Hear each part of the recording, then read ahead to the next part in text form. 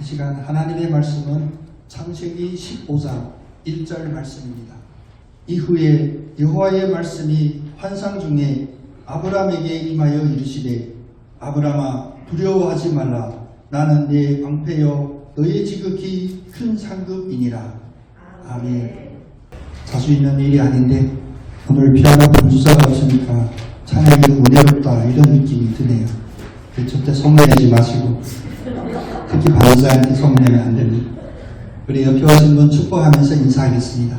하나님의 은혜이 당신에게 가장 큰 축복입니다. 하나님의 은혜이 당신에게 큰 축복입니다. 네, 한마디 더 하셔야 됩니다. 언약받은 당신이 너무 예쁩니다. 멋있습니다. 언약받은 당신이 너무 예쁩니다. 늘 느끼는 거지만 우리 반석교회 성도님들은 애교가 없어가지고 거짓말을 잘 못해요. 예쁘다 멋있다 이런 얘기를 잘 표현 못하는데 괜찮아요. 세상 우리를 어떻게 평가하고 우리에게 어떤 점수를 줄지라도 우리 마음속에 하나님의 언약이 있으면 그것이 가장 큰 축복인 줄로 믿습니다. 코로나 기간 동안 극동방송 뉴스에 보면 미국에서 이 코로나 기간 동안 세계 기독교인들이 가장 많이 찾아서 읽었던 성경 구절이 뭔가 이 조사한 결과가 있습니다. 그 결과를 보니까 이사야서 41장 10절 말씀이 가장 많이 검색이 됐다고 해요. 코로나 기간 동안 이사야서 41장 10절 말씀이 가장 많이 그려지고 읽혀졌다는 것입니다. 두려워하지 말라. 내가 너와 함께함이라. 놀라지 말라. 나는 너 하나님이 됨이라. 내가 너를 굳세게 하리라. 참으로 너를 도와주리라. 참으로 나의 의로운 오른손으로 너를 붙들리라. 두려워하지 말라 라는 이 말씀은 성경에서 특히 구약성경에서 매우 강력한 하나님의 메시지였습니다. 구약성경을 역사적으로 바라보면 두려워할 수밖에 없는 그런 상황이었어요. 모든 상황, 주변의 상황도 그렇고 그들의 마음속에도 두려움이 항상 가득했을 때 하나님의 가장 강력한 메시지가 바로 두려워하지 말라. 여러분 우리가 너무 익숙한 이 두려워하지 말라 라는 하나님의 이 메시지를 더 강력하게 기억하기 위하여 우리가 한번 멋있게 유식한 척 히브리어로 한번 고백해 볼까요? 알티라. 네, 히브리어로 알티라가 두려워하지 말라 라는 구절입니다. 알티라. 이 알티라라고 하는 이 단어는 구약성경을 찾아보면 한 56번, 57번이 등장을 합니다. 그런데 오늘 함께 읽었던 이 본문 말씀에서 창세기 15장 1절에 처음 등장합니다. 여기서 처음 알티라라는 이 단어가 등장해요. 두려워하지 말라. 우리가 믿음의 조상 아브라함이라고 고백하죠. 아브라함이 우리의 믿음의 첫사람이라고 고백하는데 이 아브라함에게 처음으로 임했던 이 알티라, 두려워하지 말라라는 이 말씀은 우리에게 어떤 영향을 미칠까? 이 시간 좀 깊게 묵상하면서 살펴보기를 원합니다. 그런데 오늘 말씀의 첫 시작을 보면 이후에로 시작하죠. 이후에. 뭐냐면 이 이야기는 지금부터 시작이 아니라 앞에도 뭔가 배경이 있고 나중에도 뭔가가 있다라는 그러한 이야기입니다. 이후에 그때가 언제일까를 살펴보면 오늘 아브라함에게 주신 두려워하지 말라라는 이 말씀에 그 깊은 심층적인 의미를 발견할 수가 있습니다. 이 사건이 있기 이전에는 무슨 사건이냐? 사실 창세기 12장부터 시작이 됩니다. 요즘 우리말로 하면 먹고 사는데 별 근심 걱정 없이 살았던 아브라함에게 갑자기 하나님이 임하셔서 그에게 하나님의 음성을 들려주시는데 전혀 그가 상상하지 못했던 음성입니다. 창세기 12장 1절에 보면 아브라함에게 임하셨던 하나님은 그에게 단도직입적으로 너의 고향과 친척과 너의 아버지의 집을 떠나 내가 너에게 보여줄 그 땅으로 떠나라 라고 합니다.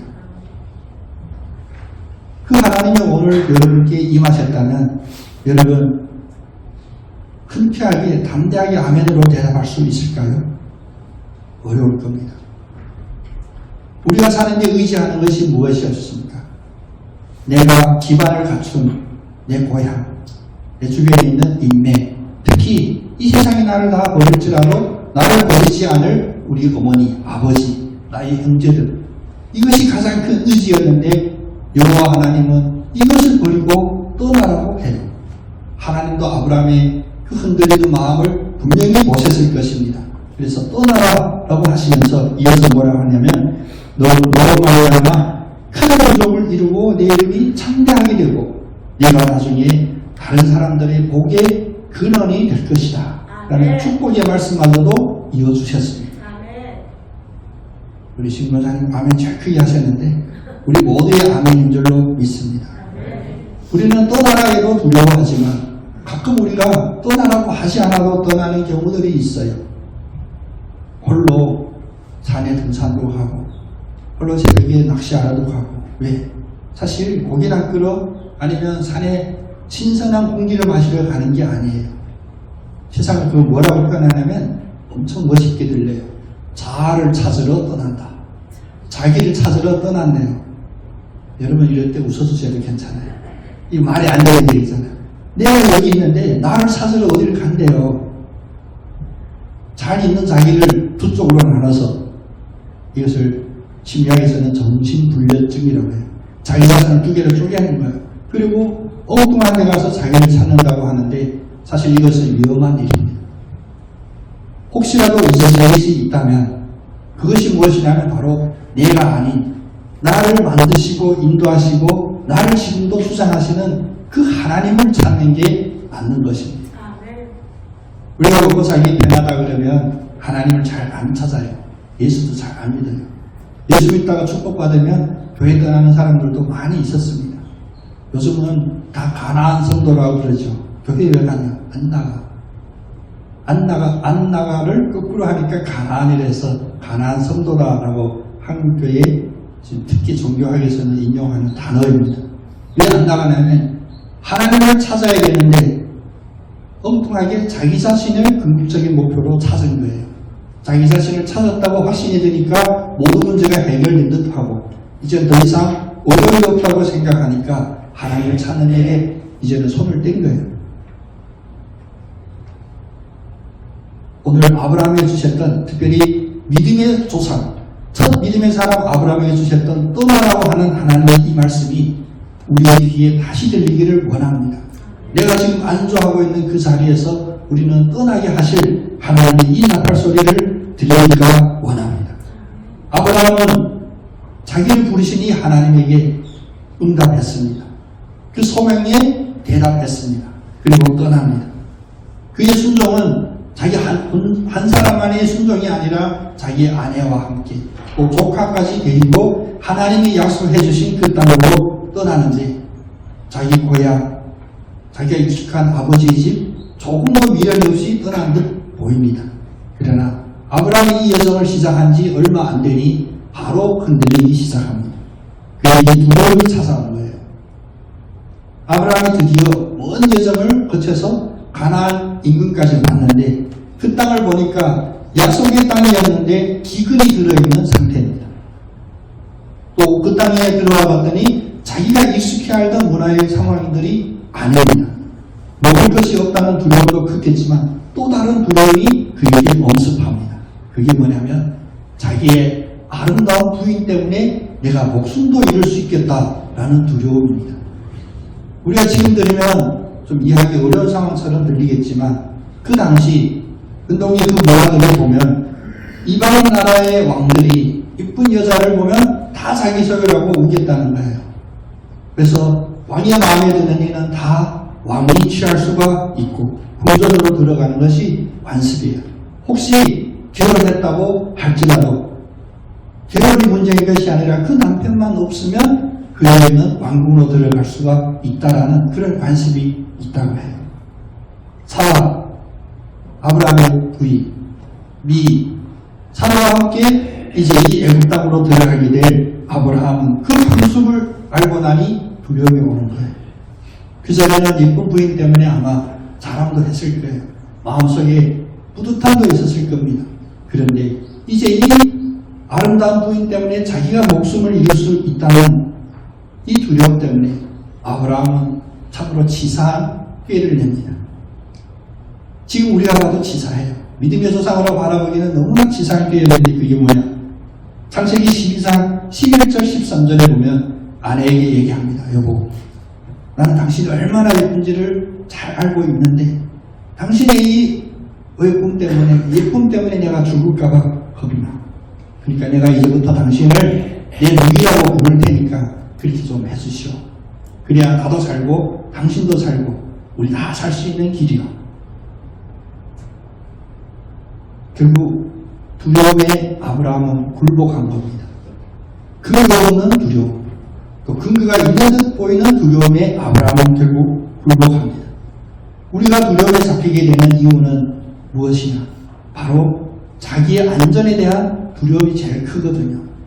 좀 극단적으로 이야기한다면 죽는 것에 대한 두려움이 가장 큰 것입니다. 먹고 사는 문제 때문에 염려한다고 하지만 먹고 사는 문제가 자기의 생존과 직결되기 때문에 염려하고 걱정하는 것이고, 우리가 건강 때문에 염려하는 것도 이 건강이 해쳐지면 생명이 끝나니까 두려워하는 거예요. 다시 말하면 모든 두려움의 그 뿌리는 바로 죽음에 대한 두려움이었습니다.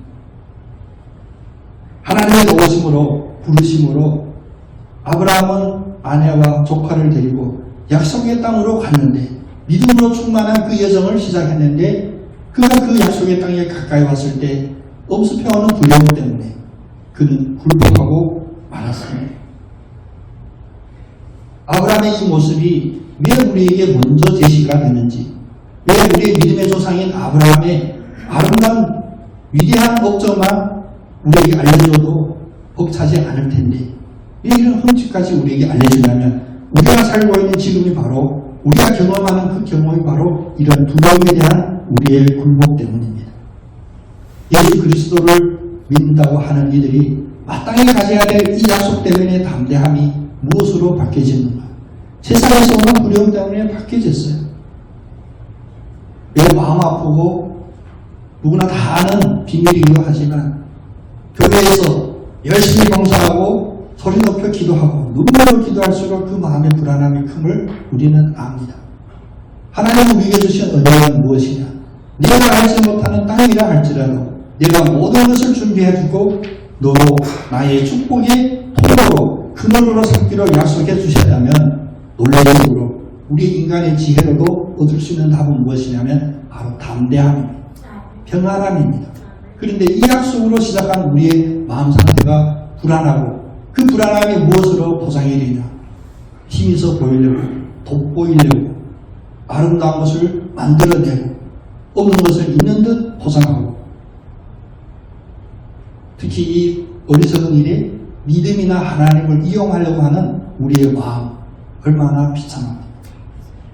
그런데 깨닫지 못하는 우리들에게 오늘 아브라함을 통하여 주셨던 이 일화가 우리의 이 마음에 덮여져 있는 보자기들, 또 겉으로 위장되어 있는 모든 열심과 믿음의 형태들을 벗겨주실 줄로 믿습니다. 하나님이 약속하셨으면 하나님이 책임져 주십니다. 이 말씀은 결코 우리의 어느 한 신앙인의 간증에 적혀있는 이야기가 아니라 오늘 이 시간 우리의 마음판에 적혀져야 될 말씀입니다. 우리 한번 같이 고백해 볼까요? 하나님이 약속하신 것은 하나님이 이루어 주십니다. 하나님의 약속하신 것은 하나님이 이루어 주십니다. 요즘 어디든 주어가 빠진 이야기들을 잘해요. 그런데 이 주어는 분명합니다. 이 주어는 유일한 한 주어입니다. 하나님이 약속하신 일은 어느 누가, 내 남편이든 내 아내든 우리의 담임 목사든 우리 장로님이든 그 누구도 대체할 수 없이 하나님이 직접 이루어 주십니다. 그래서 두려워하지 말라. 나는 내 병태여 너의 지극히 큰 상급이라 하신 이 말씀은 오로지 유일한 주어 하나님만이 등장할 수 있는 그런 믿음의 고백이어야 합니다. 사라 이야기 여기서 끝내면 여러분 궁금하셔서 오늘 점심 식사도 취할까봐 말씀드리지만 결과는 다 알잖아요. 누이라고 속이고 아브라함이 살 수 있는 그런 꾀가 아니었습니다. 금방 탄로날 그러한 꾀고, 그러한 상황 속을 함께 하시면서 주목하시는 하나님은 한순간도 침묵하시거나 쉬지를 않았다는 것입니다. 그것은 무엇이냐? 약속하신 하나님은 지금 이 순간도 우리가 처한 상황이 어떤 상황일지라도 나의 판단이 얼마나 위급하다고 판단될지라도 그 하나님은 그 순간 그 자리에서 역사하신다는 것입니다. 아브라함을 우리가 믿음의 조상이라고 불렀지만 그 역시 인간이었고 그 역시 여호와 앞에서는 자기의 이 약속을 저버리고 위험을 먼저 붙잡았던 이였습니다. 사라와의 자기와의 관계를 속이고 애국 땅으로 들어갔지만 사라의 그 미모는 그 무엇으로도 감출 수가 없었어요. 그래서 결국 그들이 우려하는 대로 사라는 왕의 왕국으로 불려갑니다. 그때 아브라함이 이룬 것은 무엇이었을까요? 아브라함 결코 아내를 잃은 것이 아닙니다. 그 순간 그가 잃은 것은 바로 하나님과의 이 약속을 잊었고 눈앞에 있는 상황이 그의 마음을 지배했다는 것입니다. 두려움 때문에 하나님에 관한 하나님에 대한 모든 약속과 그 믿음을 잃어버렸습니다. 사탄은 늘 우리에게 이러한 틈을 타는 줄로 우리는 늘 정신 차리고 경계해야 됩니다. 사탄은 결코 우리에게 미사일을 쏘고 대포 쏘고 수십만 명, 수백만 명으로 우리에게 응습하는 것이 아니라 교묘하게 살며시 차치도 없이 그러나 매우 합리적으로 논리적으로 우리에게 접근합니다. 내가 약속을 받았지만 그 약속이 허상이지 않냐. 오늘 15장 말씀 그대로 환상 중에 내가 잘못 들은 것 수도 있지 않겠냐. 야, 현실을 직시해라. 현실에 굴복해라. 사탄의 이러한 속삭임이 주님이 함께 하심으로 우리의 길을 막아주시고 우리의 눈을 닫아주시고 특별히 우리의 마음을 굳건하게 붙잡아 주시기를 간절히 원합니다. 바로가 그 앞에 섰을 때는 막강한 군주였어요. 그때 그 동네에서 가장 큰 제국이 애국 제국이었습니다. 바로의 군주는 수백 수천 명의 호위병이 지키고 있고 그 속으로 들어간 사라는 아브라함의 힘으로는 다시 만날 수도 없습니다. 오히려 아브라함은 내가 살아있는 것만 해도 감사하다라고 그러한 처지에 놓여 있을 수도 있습니다. 살아왔으면 약속의 성취도 없다라고 하는 끊임없는 사탄의 그 조롱 속에서 그의 믿음은 점점 사라져가고 두려움은 점점 커지는 그 순간에 하나님이 일하십니다. 하나님은 어떻게 일하시냐? 애굽의 그 왕궁에 이유 모를 알지 못할 재앙들을 내립니다. 그 17절에 12장 17절에 이렇게 말씀하세요. 여호와께서 아브라함의 아내 사레의 일로 바로와 그의 집에 큰 재앙을 내리신지라. 우리는 그 큰 재앙이 무엇인지를 구체적으로 알 필요도 없습니다. 하나님은 하셨습니다. 무엇이냐? 사라를 빼앗아간 그 바로의 왕과 궁전에 큰 재앙을 남기게 돼요. 갑자기 생기는 이러한 일에 당황하죠. 그나마 우리가 주의 깊게 살펴봐야 될 것은 바로는 그나마 영적으로 민감하고 깨어있는 사람인 것 같아요. 왜? 재앙을 만나니까 그는 바로 깨달은 게 있거든요. 내가 뭔가 잘못했구나. 내가 하나님 앞에 범죄했구나. 우리 주변에 일어나는 모든 일에 우리도 민감하고 늘 깨어있는 그런 영적인 상태가 되기를 원합니다. 우연이란 없거든요. 사건, 사고, 우연이라고 생각하고 넘어가면 또 다른 사건, 사고 앞에 우리는 무기력하게 노출될 수밖에 없습니다. 한 번 겪었던 일들 속에 우리가 깨달아야 될 것은 무엇이냐? 하나님은 이 일 속에서 무엇을 하시기를 원하실까? 하나님을 먼저 생각할 수 있는 그런 우리의 영적인 민감함이 회복되기를 원합니다.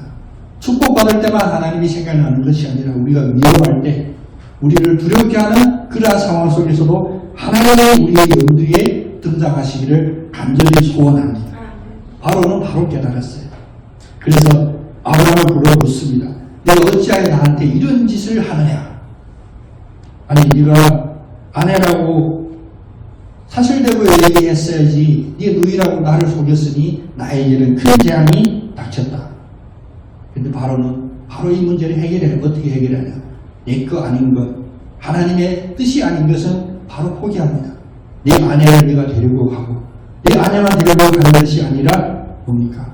그에게 이제 소도 주고 양도 주고 차라리 시중 들었던 그 종들마저도 다 함께 돌려줍니다.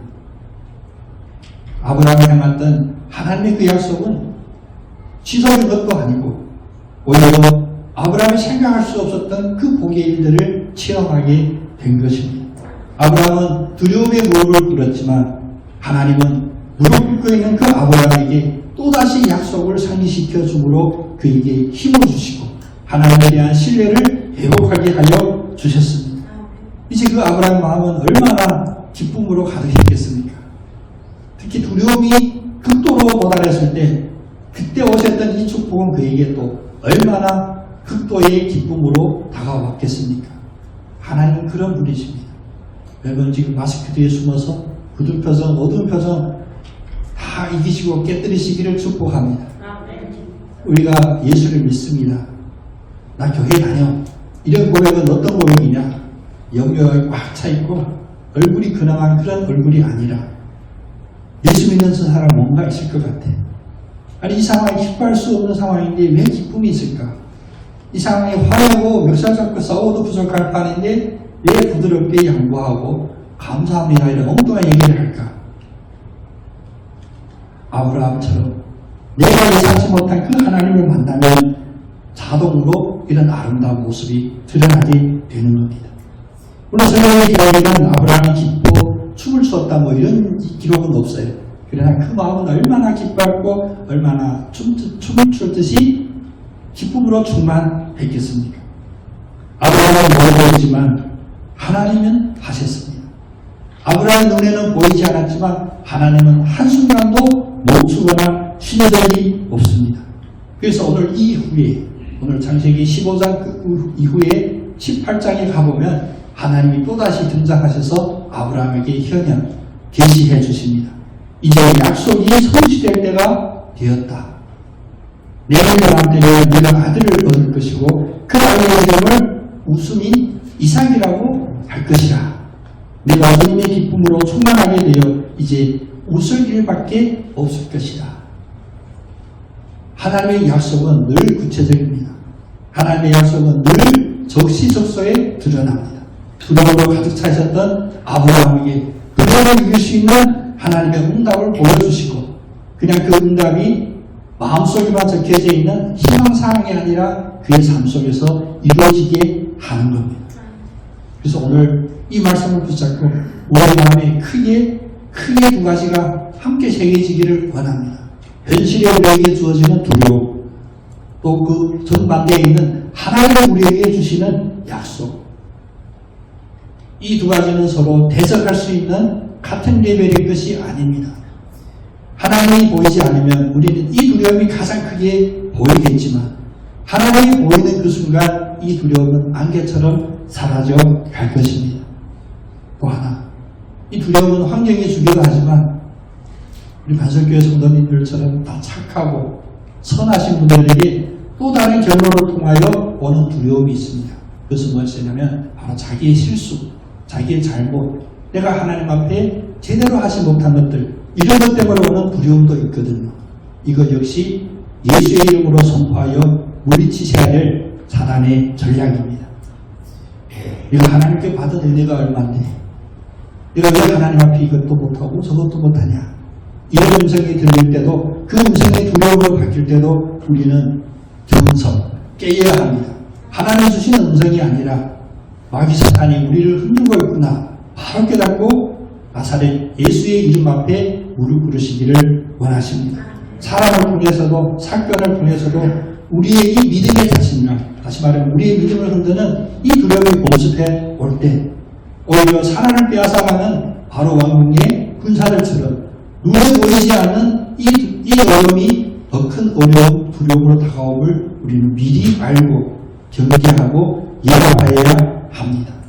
하나님이 담대하라 라고 하는 이 외침은 우리가 세상에서 예수를 알지 못하는 그러한 직장이나 사회에서만 싸우며 부르짖을 믿음의 고백이 아니라 예배 중에도 기도 중에도 성경 말씀을 읽는 중에도 우리의 마음속에 두려움이 엄습해 오면 바로 선포해야 합니다. 나사렛 예수의 이름으로 물러갈지어다. 예. 하나님의 마음은, 하나님이 우리에게 주신 마음은 절대로 우리의 흠집을 들춰내요. 나의 과오, 나의 잘못 때문에 혼내시고 내가 벌 받을래, 어떤 벌을 받을래, 그런 생각을 우리에게 주시는 그런 하나님이 아니십니다. 그것은 사탄이 유장해 있는 거짓입니다. 하나님은 언제나 우리를 사랑한단다. 할 수 있어. 내가 도와줄게. 오늘 지각된 한마디로 담대하라. 두려워하지 말라라는 그 말씀이에요. 이것을 신학적으로 다른 표현으로 하면 두려워하지 말라라는 이 말씀을 신학적으로는 무엇이라고 하냐면 약속의 유효성. 한번 같이 고백해 볼까요? 약속의 유효성. 약속의 유효성. 아멘. 그래서 이 언약이라고도 하고요. 이 약속. 이 변치 않는 이 언약 때문에 우리는 예수님이 다시 오실 그날까지도 우리는 나그네의 삶인 이 땅에서 굳건하게 믿음으로 설 수 있는 것입니다.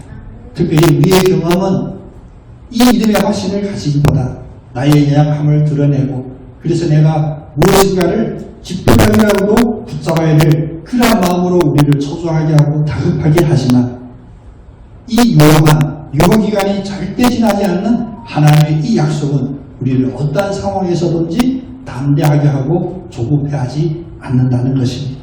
이 확신은 우리의 삶이 되어야 합니다. 제가 가끔씩 그 이야기를 하면 다들 웃고 넘어가시는데 제가 원래 섬겼던 그 교회에 저가 부목사로 있을 때 주일날이면 엄청 힘들어요. 참 감사하게 나중에 오셔서 모아가지고 주일날 편해서 너무 감사. 성도님들이 알아서 다 하시니까. 근데 제가 함께 했던 우리 여러 목사님들 중에 주일날에 뛰어다니는 목사님 계셨어요. 제가 붙잡고 저도 꼰대짓 한번 했어요. 야, 절대 주일날 성도 앞에서 뛰어다니지 말라. 네. 혹시라도 어린 마음에 내가 뛰어다니니 얼마나 열심히 일하고 있는지를 보여주고 싶었을지도 몰라요. 그런데 오는 눈길에 뛰어다니면 얼마나 불안하겠어요. 저에게 토요일날 신방 잡으시는 분들이 가끔 그러죠. 토요일 주일 준비하셔야 되는데 목사님 시간이 이러면 안 된다고. 제가 늘 대답합니다. 주일 준비를 미리 해야지. 토요일에 주일 준비하면 이미 늦었잖아요. 뛰어다니는 우리, 열심으로 보이는 우리가 혹시 다른 이들에게 담대함, 안정감 이런 걸 주지 못한다면 그것은 역효과가 나는 거예요. 하나님이 우리에게 주신 그 마음은 무엇이냐? 여전히 유효한 하나님의 이 언약은 우리는 그 어떤 상황에서도 조급해하거나 뛰어가거나 내가 먼저 생각하고 하나님께 뜻을 묻기 전에 행동하는 것을 원하지 않는다는 것입니다. 사단은 우리에게 늘 소문거립니다. 공포스럽게 위협하지도 않습니다. 이제는 우리의 너희를 의지하라고 그래요. 네가 봐봐, 이 상황, 이 판단해봐. 네가 지금 이러고 있을 때냐? 움직여라. 뭔지는 모르지만 하여간 시작해라. 하면 된다. 할 수 있다. 우리를 의지한 하면 되는 것이나 나를 의지하여 할 수 있다가 아니라 모든 일에 하나님의 함께 하심으로 하나님의 그 언약이 성취됨을 믿고 살아가는 우리 모두가 되기를 원합니다. 오늘 하루의 삶 속에서도 우리 각자에게 주어진 하나님의 일은 다 다를 거예요. 그 누구도 그 누구에게 조언해 줄 수 있는 능력도 없고 지혜도 없습니다. 왜냐? 하나님은 각자 이 세상의 70억 인구 모든 창조물을 하나하나 세심하게 다룰 수 있는 능력이 있으시고 그 능력이 충분하신 하나님이시기 때문입니다. 각자 자기의 삶 속에서 이 하나님이 어떻게 역사하시는지를 민감하게 바라보고 그 속에서 나에게 주신 약속을 다시 확인하는 그러한 삶이 되기를 원합니다. 그랬을 때 우리의 입술에서 어떤 고백이 나오게 되냐? 모든 것이 다 하나님이 하셨습니다. 혹시 이 고백 때문에 서운하신 분 계신가요? 그래도 나도 0.001%라도 나의 공로가 있지. 이 말을 거꾸로 교회 가르침이나 어떤 설교 중에 할 수 있습니다. 하나님은 하나님이시지만 그래도 너도 뭔가 해야 돼. 손 놓고 앉아있으면 그 믿음이 아니야. 이 속삭임도 이기시는 여러분 되기를 원합니다. 하나님이시면, 하나님이 나의 하나님이시면 내가 손 놓고 앉아있으려고 해도 그렇게 있을 수가 없어요. 우리의 삶을 나의 생각 그대로 내가 지배할 수가 없기 때문입니다.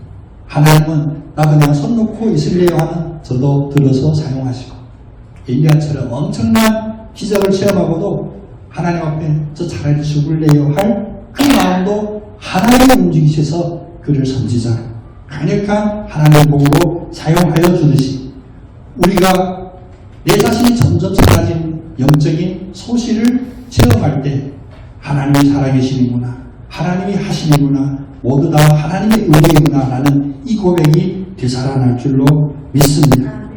세상이 나를 인정하지 못하더라도 심지어 내 자신도 내 자신에 대해 인정되지 않을지라도 두려워하지 마십시오.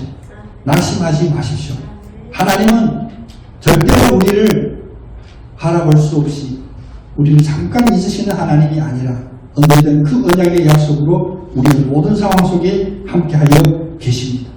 그래서 심지어 우리가 선포하기를 저는 실패하였습니다 라고 할지라도 하나님의 성공을 위한 승리를 위한 그 계획은 지금도 멈춘 적이 없이 우리 가운데서 작동하고 있음을 진행 중임을 늘 기억하고 살아가는 여러분과 제가 되기를 간절히 소원합니다. 하나님은 우리의 빼앗긴 사라를 반드시 돌려줄 것입니다. 우리가 잃어버렸던 그 사라가 다시 돌아올 때 그냥 사라만 돌아오는 것이 아니라 하나님이 약속했던 그 축복의 모든 언약들이 현실이 되고 실상이 되어 우리에게 돌아올 것입니다. 그래서 우리로 말미암아 그 상황 속에서 오직 하나님께만 영광을 돌립니다. 하나님 감사합니다라는 그런 담대함에 은혜가 넘치는 고백으로 가득 채워 주실 것입니다. 그러니 두려워하지 마십시오. 우리가 아무리 크게 실패했을지라도 하나님의 약속은 여전히 유효합니다.